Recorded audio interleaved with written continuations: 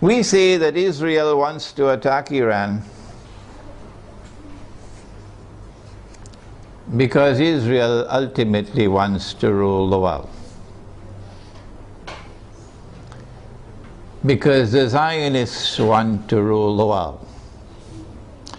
Because the Judeo-Christian Zionist European Alliance wants to deliver to the state of Israel the status of ruling state in the world. That's why we believe all these wars are taking place. But why does Israel want to rule the world? They said some 50, 60 years ago, and even then they were telling monstrous lies. So 9/11 was not the first lie. They said that all that we want to do is to create a Jewish homeland in the Holy Land where Jews can live in safety and security. That's all we want to do. And we say that was a monstrous lie.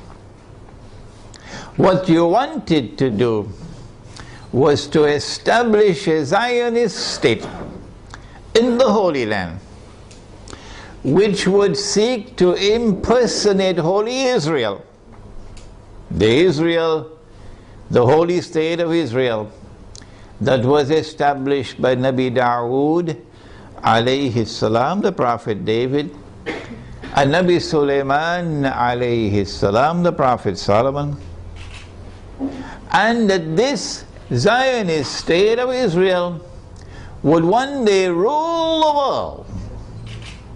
That's what you wanted to do. And you want Israel to rule the world so that one day,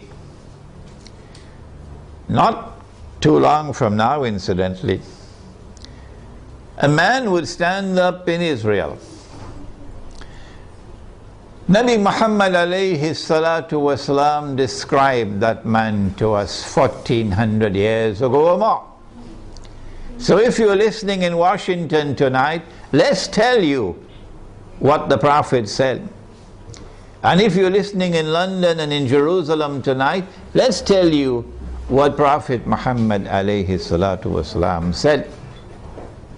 He said that that man would be a Jew. He would be a young man. And so the end of history will witness young people taking over the world. He would be a powerfully built man. He would have curly hair. And he would declare,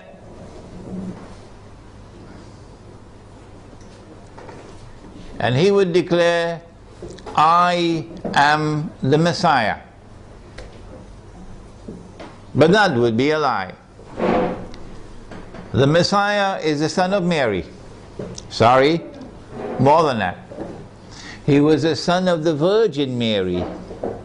There's only one virgin in the world who ever gave birth to a son and still remained a virgin. And that was Jesus, Nabi Isa alayhi salam. He is the Messiah. Muslims believe that. And most Christians believe that. I don't know whether the Zionist Christians also believe that. Somebody should ask them. He is the Messiah. And one day he's coming back, said Nabi Muhammad alayhi salatu wasalam. Whether Washington believes that or not is irrelevant. One day he's going to come back, said Nabi Muhammad alayhi salatu wasalam. And when he comes back, he's going to rule the world from Jerusalem. That is in the hadith, because he would be Hakimul Adil, a ruler who will rule on the basis of justice.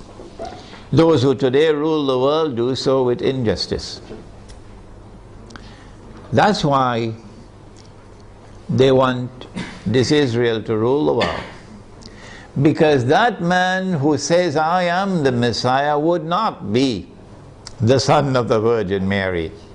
No, said Nabi Muhammad alayhi salatu wasalam, he would be al-Masih al-Dajjal, the false Messiah, the Antichrist.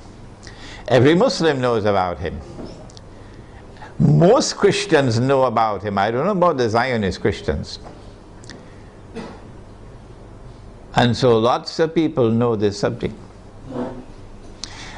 And that moment when that man is going to rule the world from Jerusalem appears to me to be around the corner. Maybe 20 years, maybe 30 years. And so this is why they want to attack Iran. We want to begin our analysis tonight by pointing out that there is a moral foundation to the law of war and peace.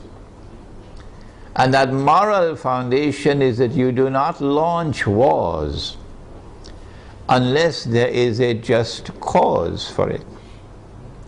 Iran has not done anything. Iran has not attacked Israel. Iran has not launched any missiles on Israel. Iran is not waging war on Israel. And so, in accordance with your Israeli law of war, which has an immoral foundation, no morality attached to it, you have the right to wage war against a people unjustly. And so an attack on Iran would be unjust war. It would be an act of dhulm, in using the language of the Quran, an act of wickedness. Those who launch the attack would be a people who are committing monstrous sin. But I want to say something more. To those who are beating the drums of war in the Arab world, and who are looking forward to the attack on Iran, that you are beating the drums of unjust war. And when the attack takes place, you will be committing the same sin as supporters of the war, as those who are themselves perpetrating the war. And shame on you! Shame on you, we say to you, straight to your faces, from here in Malaysia, that if you support the attack on Iran, you are supporting unjust war. You are yourselves a party of dhulm, and Allah does not provide guidance to the people who commit dhulm. One of the reasons why many Arabs, not all Arabs, not at all, but many Arabs are beating the drums of war, looking forward to an attack on Iran, is because Iran is Shia.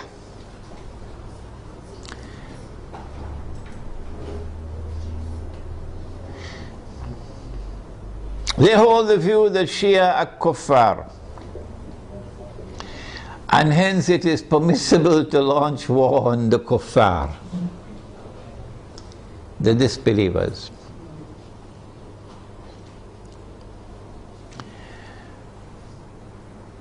How can you come to this conclusion, the Shia are kuffar? If the Shia are kuffar, then there must be some ijma' or consensus of opinion on that subject. That consensus has never been achieved in 1400 years. Why? How can we say so? Here is proof. This is not the only proof, but this is adequate. The no regime in control of the Hijaz, in control of the Hajj, in our history that we know of, has ever prevented the Shia from performing the Hajj.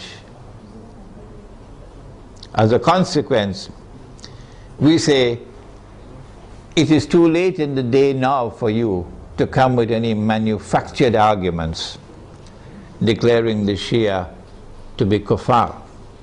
Yes, we agree that it is an act of profound misguidance to declare that Abu Bakr Siddiq radiallahu ta'ala anhu was a usurper,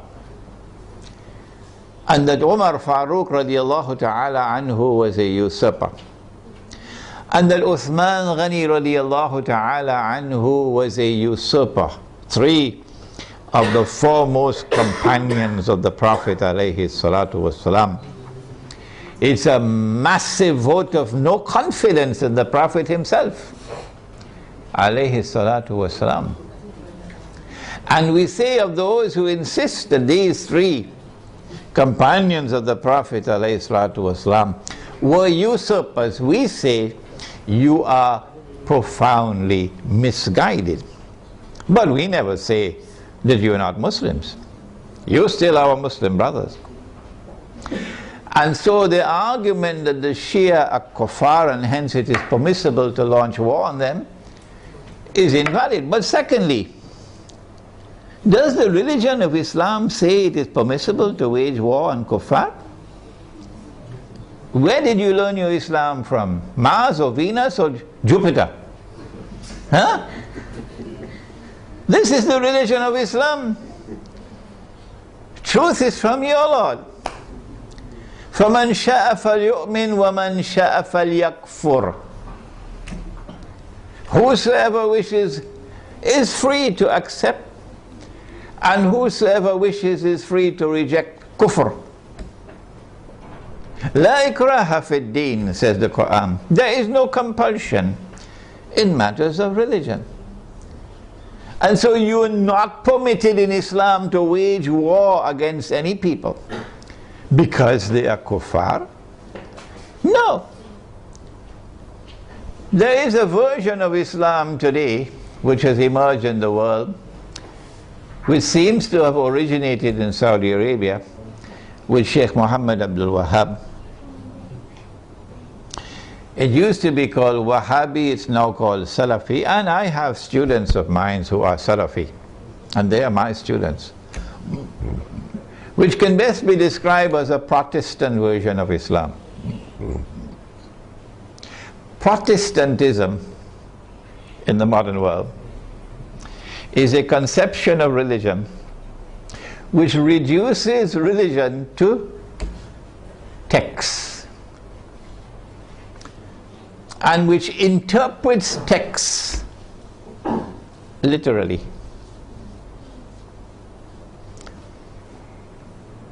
As a consequence, Protestant Islam is incapable of distinguishing between appearance and reality, particularly when they differ with each other. But let's leave that fairly technical subject for a while. It is Protestant Islam today which is beating the drums against the Shia. Muslims who are Sunni and Muslims who are Shia have lived together for 1400 years, peacefully, amicably, without any boxing gloves, fighting with each other, without any bloodletting. And it is strange that at a time when the Zionists are about to move to their final stage of the mission, there should come this strange drum beating from that version of Islam with great hostility to the Shia and paving the way for promoting war against the Shia. They call it a jihad against the Shia. They would like to force the Shia to abandon their Shia beliefs and to become Sunni. Do you do it by warfare? Actually, although they themselves may not understand it, the drum beating against the Shia and the attack which is about to be launched on Iran is located in a larger framework in which those who are waging war on Islam are seeking to do something that will function as a catalyst for creating Sunni Shia civil war in the world of Islam. Sunni Shia civil war would be something that would be massively beneficial for Israel. Number one, Sunni Shia civil war will make Islam look negatively, a negative image in the world. At a moment when Islam is center stage in the attention of the whole world. Number two, Sunni Shia civil war in Islam, Sunni versus Shia, would function as a diversion, diverting attention, both Muslim and non-Muslim attention, away from the plans of the Zionists to rule the world. Thirdly, Muslims fighting against themselves will obviously lead to a loss of power. Our power will decrease, and that will be strategically advantageous for Israel. But most important of all, if an attack on Iran provokes Sunnis to be so foolish as to turn in hatred against the Shia, and provokes Shia to be equally foolish to turn in hatred against the Sunni, then that Sunni Shia civil war, and I hope none in our audience here tonight is so stupid, it will allow that Sunni Shia civil war to destabilize very important parts of the world of Islam, where there are significant Shia communities living amongst the Sunnis. Before we turn to identifying those areas which can be destabilized and advantageous for Israel, let us conclude this section by asking, how should Sunni Muslims around the world, who I hope would listen to this lecture, how should Sunni Muslims respond to an unjust Israeli and NATO attack on Iran? Number one, Sunni Muslims must follow the guidance of the Quran and the guidance which has come from Nabi Muhammad alayhi salatu wasalam, and not follow CNN and Al Jazeera. And you must support the victim of aggression.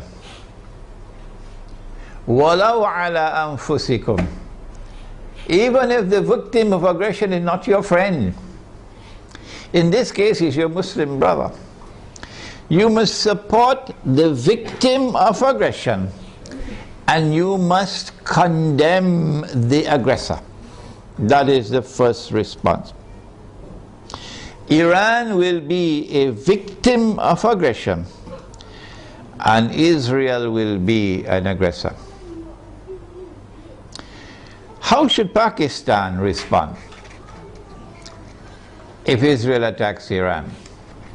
And I hope the Pakistani people are listening. How should Egypt respond if Israel attacks Iran?